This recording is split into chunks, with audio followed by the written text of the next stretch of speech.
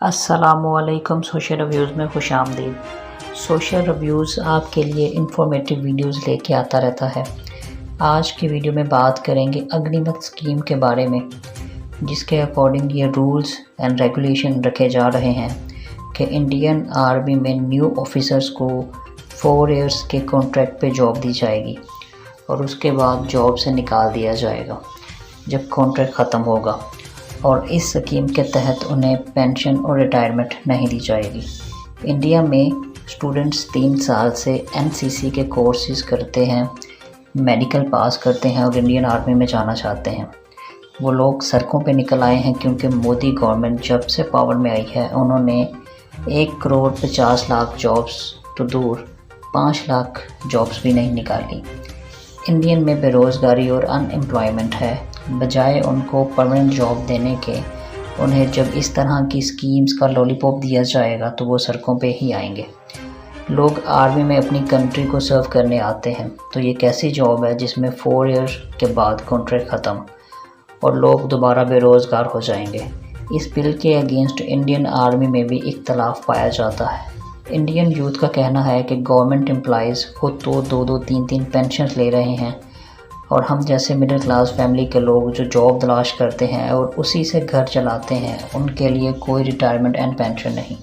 Indian youth سڑکوں پہ آ کے توڑ پھوڑ کر رہے ہیں، انہوں نے ٹرین کو بھی آگ لگا دی، انہوں نے اس بل کو ریجیکٹ کر دیا۔ وہ کہتے ہیں ہم اس اسکیم کو نہیں مانیں گے۔ انڈیا میں ایک کے بعد ایک اسٹرائک ہو رہی ہیں۔ ابھی نپو شرما کا مسئلہ ٹھنڈا نہیں ہوا تھا تو یہ انڈین یوتھ اگنی پتھ اسکیم کے اگینسٹ سڑکوں پہ آ گئی۔ مودی کی گورنمنٹ جب سے پاور میں آئی ہے ان کے ملک میں کبھی تو مسلمانوں کا قتل عام کیا جاتا ہے تو کبھی سکھ کسانوں کے حق میں ڈاکہ ڈالا جاتا ہے، اور اب انڈین یوتھ کے لیے اس طرح کی اسکیمز لے کے آ رہے ہیں۔ مودی گورنمنٹ کی ترجیح ہندو انتہا پسندی پھیلانا ہے، اس لیے وہ انڈین ڈیولپمنٹ کے لیے کوئی بھی پروگرام لانچ کرنے سے ریلیٹڈ سیریس دکھائی نہیں دیتے۔ مذہبی انتہا پسندی اور پاکستان کا نفرت کارڈ کھیلنے سے وجود میں آنے والی BJP پارٹی نے ہندوستان کو تباہی کے دہانے پہ لا کے کھڑا کر دیا ہے۔ ہمیں رپورٹ ملی ہے کہ یہ اگنی پتھ بل کے پیچھے ایک بہت بڑا راز چھپا ہے، جس کا خلاصہ سوشل ریویو آپ کے لیے کرے گا، کیونکہ ہماری انٹیلیجنس رپورٹ کے تحت ہمیں معلوم ہوا ہے کہ انڈیا میں یہ اگنی پتھ اسکیم سوچی سمجھی سازش کے تحت لایا گیا ہے۔ جیسے کہ ہم جانتے ہیں ٹوٹل 14 لاکھ انڈین آرمی ہے، جس میں سے 9 لاکھ تو کشمیر میں ڈپلوائے کی ہوئی ہے، باقی 5 لاکھ انڈین بارڈر پہ تعینات ہے۔ انڈیا میں 2024 میں الیکشن ہے، تو اسی لیے 1-1.5 سال پہلے یہ اسکیم لانچ کی جا رہی ہے، کیونکہ مودی کی گورنمنٹ مذہبی انتہا پسندی اور ہندو مسلم نفرت کے بنا پر وجود میں آئی۔ پاکستان کے خلاف بھی نفرت کارڈ کھیلا گیا جب فیک پلوامہ کا اٹیک کیا گیا اور فیک آپریشن کے ذریعے ہندو ووٹ حاصل کیا گیا۔ ابھی بھی وہی کرنے کا ارادہ ہے۔ اس بار بھی اگنی پتھ کی اسکیم اسی لیے لانچ کی جا رہی ہے کیونکہ انڈیا میں ٹوٹل آرمی تعینات ہے اور ہندو مسلم فساد پھیلانے کے لیے آرمی اور سیکیورٹی کے نوجوانوں کی ضرورت ہے۔